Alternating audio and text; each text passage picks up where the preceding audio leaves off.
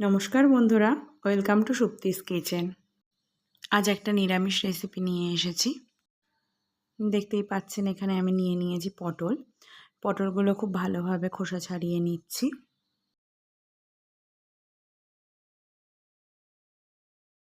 পটলের খোসা ছাড়িয়ে পটলটা ধুয়ে নিয়েছি ভালো করে।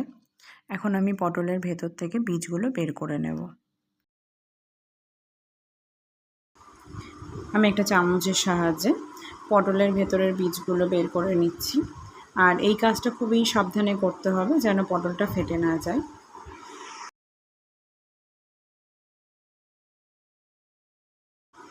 এভাবেই আমি সমস্ত পটলের বীজগুলো বের করে নেব।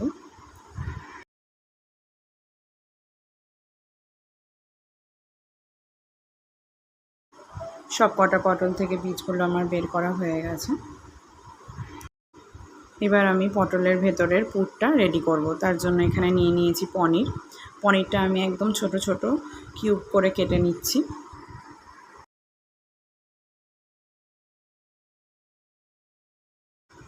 সবটুকু পনির কেটে নিয়েছি। এখন আমি মশলাটা করে নেব।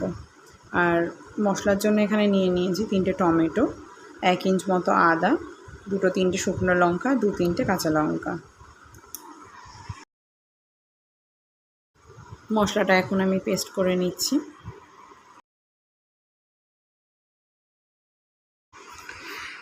প্রথমেই আমি পনিরের পুরটা তৈরি করে নেব। এর জন্য কড়াইয়ে দিয়ে দিচ্ছি সর্ষের তেল।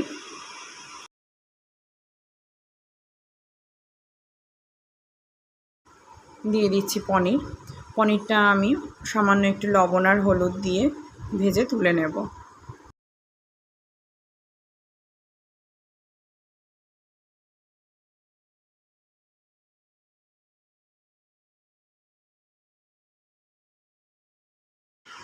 পনিরটা কিন্তু একদমই হালকা ভেজে তুলে নিতে হবে। পনির ভাজা তেলটার মধ্যেই আমি সামান্য গোটা জিরে ফোড়ন দিয়ে দিচ্ছি।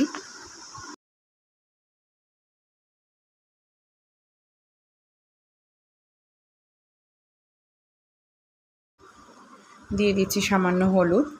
আর যে মশলাটা আমি পেস্ট করে রেখেছিলাম সেখান থেকে একটু মশলা আমি অ্যাড করে দিচ্ছি।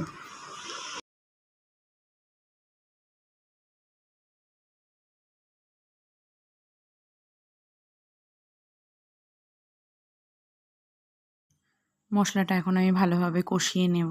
আর এর সাথে অ্যাড করে দেব এর মধ্যে সামান্য পরিমাণ চিনি।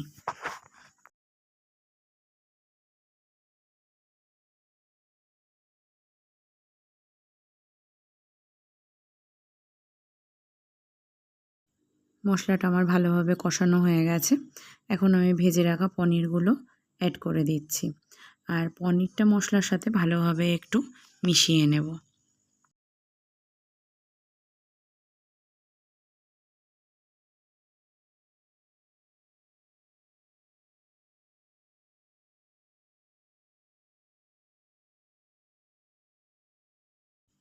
পনিরের পুরটা আমার রেডি হয়ে গেছে। এটা এখন আমি ঠান্ডা করে নেব। আর ঠান্ডা করে নিয়ে এখন আমি এগুলো পটলের মধ্যে একে একে ভরে নিচ্ছি।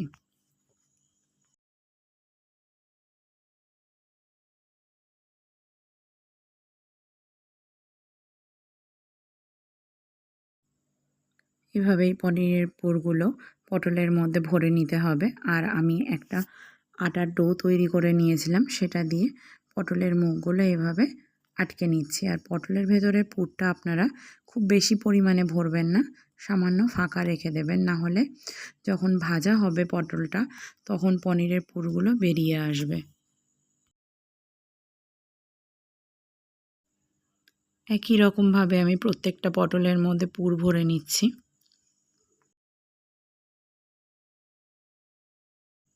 এরপরে যেই কাজটা করছি সেটা হচ্ছে একটা টুথপিকের সাহায্যে পটলের গায়ে এরকম ছিদ্র ছিদ্র করে দিচ্ছি। তাতে করে পটলের ভেতরে সমস্ত মশলা ঢুকবে এবং খেতেও টেস্টি হবে।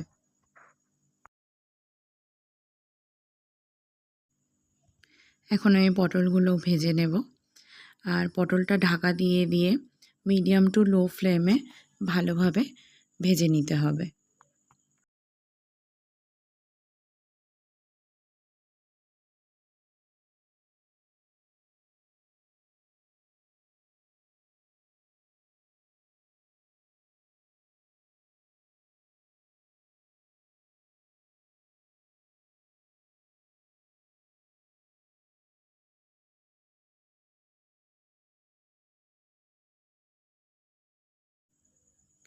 পটলগুলো আমি খুব ভালোভাবে ভেজে নিয়েছি, আর এতটাই ভালোভাবে ভেজে নিয়েছি যে পটলগুলো সেদ্ধ হয়ে গেছে। এখন আমি কড়াইয়ের মধ্যে দিয়ে দিয়েছি তেল। এখন দিয়ে দিচ্ছি গোটা জিরে ফোড়ন।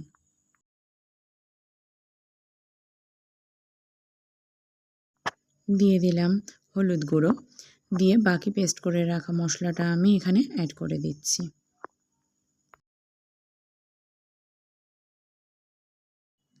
দিয়ে দিচ্ছি 1/4 টিস্পুন কাশ্মীরি লঙ্কার গুঁড়ো,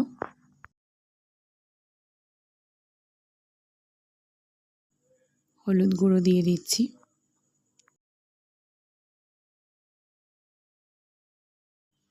অ্যাড করে দিলাম পরিমাণ মতো লবণ আর সামান্য একটু চিনি, দিয়ে মশলাটা আমি খুব ভালোভাবে কষিয়ে নেব।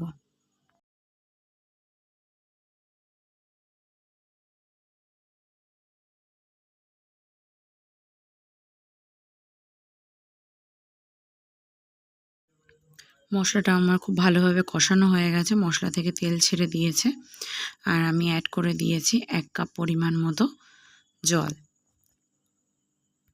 গ্রেভিটা ফুটতে শুরু করেছে। এখন আমি এর মধ্যে ভেজে রাখা পটলগুলো আস্তে আস্তে দিয়ে দিচ্ছি।